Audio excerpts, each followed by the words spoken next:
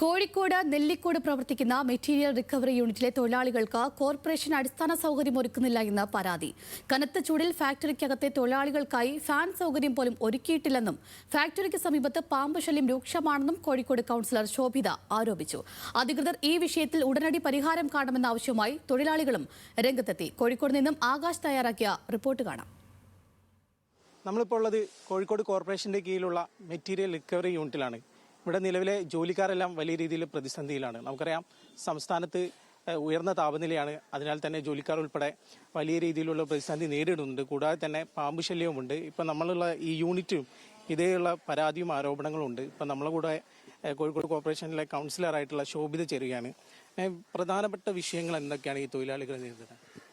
ഞാനിപ്പോൾ ഇവിടെ വന്ന് കണ്ടപ്പോൾ, കാരണം പലരായി എന്നോട് പരാതി പറഞ്ഞിരുന്നു. അപ്പോൾ നേരിട്ട് വന്ന് കണ്ടതിൽ എനിക്ക് മനസ്സിലായത്, ഇന്നിപ്പോൾ ഏതാണ്ട് 10-35 ആളുകളോളം ഇവിടെ ജോലി ചെയ്യുന്നുണ്ട്.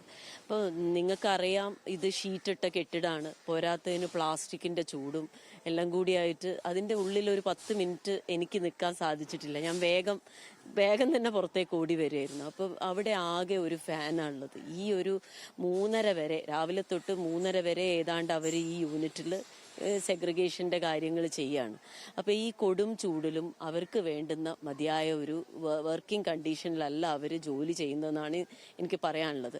മാത്രമല്ല, ഞാൻ മനസ്സിലാക്കുന്നിടത്തോളം ഇവർ ഈ ഒരു യൂണിറ്റിലല്ലാതെ ഫീൽഡിൽ പോകുന്നവരാ. ഫീൽഡിൽ മാസം തോറും അവർ യൂസർ ഫീ ആയി 1.5 ലക്ഷം 2 ലക്ഷം രൂപ വരെ വാർഡുകളിൽ നിന്ന് കളക്ട് ചെയ്യുന്ന ആളുകളാണ്. അപ്പം അങ്ങനെ അത്രയും വലിയ രീതിയിൽ കോർപ്പസ് ഫണ്ടിലേക്ക് ഇവരുടെ കോൺട്രിബ്യൂഷൻ കൊടുക്കുകയും ബാക്കി ഇവരുടെ അക്കൗണ്ടുകളിലായി കൺസോർഷ്യത്തിൻ്റെ അക്കൗണ്ടിൽ വലിയ രീതിയിലുള്ള പണം ഈ ഹരിതകർമ്മസേന ശേഖരിച്ചു കൊണ്ടുവരുന്ന പ്ലാസ്റ്റിക്കിൽ നിന്ന് ഉണ്ടാവുന്നുണ്ട്.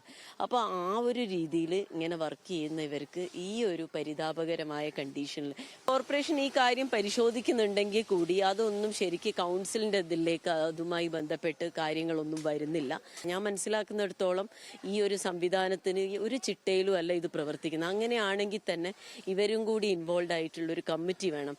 ആ കമ്മിറ്റി ഞാൻ മനസ്സിലാക്കിയെടുത്തോളം 3 വർഷത്തിന് ശേഷം അത് പുനഃക്രമീകരിക്കണം എന്നാണ്. ആ രീതിയിലൊരു പുനഃക്രമീകരണമൊന്നും ഇതുവരെ ഉണ്ടായിട്ടില്ല. ഇനിയെങ്കിലും ആ രീതിയിൽ കുറച്ചുകൂടി ട്രാൻസ്പെറൻസി ഇതിൽ ആവശ്യമാണ്. ഇവിടുന്ന് ജീവനക്കാരന്റെ പാമ്പിനെ കണ്ടതാണ്. നമുക്കിവിടെ പുറത്ത് നിന്ന് കഴിഞ്ഞാൽ ഇവിടുന്ന് കിട്ടിയ പാമ്പിന്റെ തൊലി പുറത്തു നിന്ന് കാണാം. അപ്പോൾ ഇവർ പറയുന്നത് സ്ഥിരമായിട്ട് ഇവിടുന്ന് പാമ്പിനെ കണ്ടിട്ട് ഇവിടുന്ന് പിടിച്ചിട്ട് പുറത്തെ ഒഴിഞ്ഞ പറമ്പിലേക്ക് അതിനെ ഒഴിവാക്കുകയാണ്. അത് കഴിഞ്ഞ് കുറച്ച് കഴിഞ്ഞാൽ അതേ പാമ്പിനെ ഇങ്ങോട്ട് വരുന്ന സാഹചര്യമാണ്. കാരണം ഇവിടെ വേസ്റ്റ് അത്രയും ചൂടും അത്രയും അധികമായതുകൊണ്ട് ഇതിനൊരു പരിഹാരം തന്നെ ഉണ്ടാവണം. അല്ലാതെ ഇതൊരിക്കലും ഇവർക്ക് ഈ രീതിയിൽ പ്രവർത്തിക്കാൻ സാധിക്കില്ല എന്ന് തന്നെ എനിക്ക് മനസ്സിലാവുന്നു. മെറ്റീരിയൽ റിക്കവറി യൂണിറ്റിൽ ആവശ്യമായ സൗകര്യങ്ങൾ തൊഴിലാളികൾക്ക് ഇതുവരെ ലഭിച്ചിട്ടുമില്ല.